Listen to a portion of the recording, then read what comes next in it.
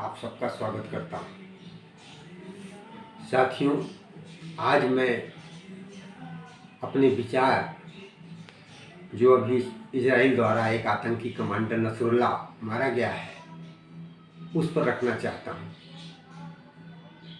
उसके मारे जाने पर दुनिया के तमाम देशों में प्रदर्शन, जुलूस, आगजनी, तोड़फोड़ की जा रही है, लेकिन उससे मुझे कोई लेना देना नहीं है। मुझे जो जिस बात पर आपसे चर्चा करनी है वो भारत को लेकर के करनी है।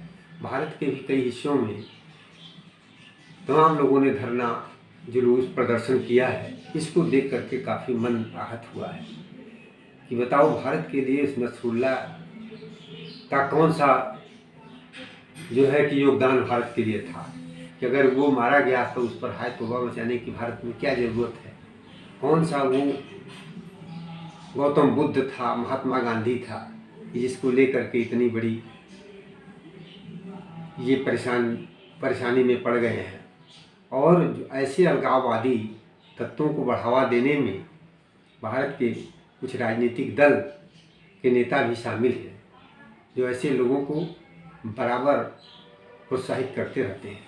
कश्मीर में कोई आतंकवादी मारा जाता है तो उस पर भी ये लोग जो है मातम मनाते हैं और बड़ी संख्या में इकट्ठा होकर के विरोध प्रदर्शन करते हैं। ये भारत को कहाँ ले जाना चाहते हैं? चिंता का विषय ये है। अब ठीक है, अगर आपको इतना हमदर्दी है ऐसे लोगों से, लेकिन बगल में पड़ोसी देश बांग्लादेश में विगत कुछ सप्ताह से इतनी बड़ी अराजकता फैली, सैकड़ों लोग मारे गए, घर द्वार, अपहरण, दुकान, घर जलाया गया, मंदिरों को तोड़ फोड़ किया गया।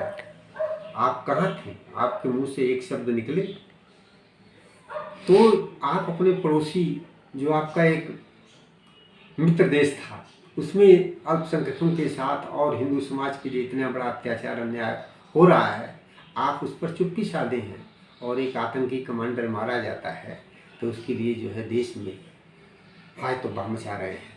सबसे दुखद बात ये है। खैर, अलगाववादी तत्वों का तो अपना मकसद है, वो उनकी एक सोच वैसी है, वो तो करेंगे, लेकिन दुख इस बात का है कि जो भारत के राजनीतिक दल हैं इनमें कुछ पार्टियां ऐसी हैं, कुछ ऐसी जातिवादी, परिवारवादी पार्टियां हैं जिनके नेताओं द्वारा भी ऐसे तत्वों को देश के टुकड़े टुकड़े करने वालों के साथ खड़ा होते देखा गया है। और रात दिन भारत के जो पूंजीपति हैं, अडानी और अंबानी को लेकर के रात दिन अनाप शनाप बोलते रहते हैं। ये कहते हैं कि अडानी अंबानी के जेब में सुबह होते ही लाखों करोड़ों रुपए प्रतिदिन आते रहते हैं। ये कौन सा फरसा, कुदाल, खुरपी हल चला रहे हैं खेतों में? आखिर ये धन कहाँ से आ रहा है? तो मैं पूछना चाहता हूँ कि ये आप जो राजनीतिक दल के ये बड़े बड़े नेता हैं, जो हज़ारों करोड़ के मालिक हैं, जो ऑस्ट्रेलिया, लंदन, दुबई में बड़े बड़े कृषि फार्म, हाउस, कल कारखाने, होटल खरीदे हुए हैं, ये कितने दिन हल चलाए हैं, कितने दिन फावड़े चलाए हैं, कितने दिन खुरपी का प्रयोग, और किसानी में ये कौन सा काम किए हैं, कौन सा गोपालन करके इतना धन को अर्जित किया है इन लोगों ने? इनको शर्म नहीं आती कि अपने बारे में कि मैं ये क्या बोल रहा हूँ? अडानी अंबानी एक प्रतिष्ठित पूंजीपति भारत के हैं, तमाम लाखों लोगों, करोड़ों लोगों को इन लोगों ने रोजगार दिया है, देश की उन्नति में हिस्सेदार हैं। उनको गाली दे करके आप क्या कहना चाहते हैं, जबकि अपने शासन में उनसे आपके अच्छे तालमेल रहे हैं। अभी उनके लड़के के शादी में इंडिया अलायंस के बड़े बड़े नेता जो है जा करके वहाँ जो है शामिल हुए और गौरवान्वित महसूस कर रहे थे, और वहाँ से आने के बाद फिर से उल्टा सीधा बोलना, जनता को बेवकूफ़ बनाना, जनता के बीच में झूठी अफवाह फैलाना कि लोकतंत्र खतरे में है, अराजकता फैलाते हैं, आरक्षण खत्म हो रहा है, संविधान खतरे में है। अग्निवीर योजना को लेकर के इन लोगों ने कितनी बड़ी जो है कि तूफान, आगजनी किया, तोड़फोड़ किया, और आज भी उस मामले को उठा करके जनता, युवाओं को भड़काने का काम करते हैं, युवाओं के जीवन भविष्य से खिलवाड़ कर रहे हैं।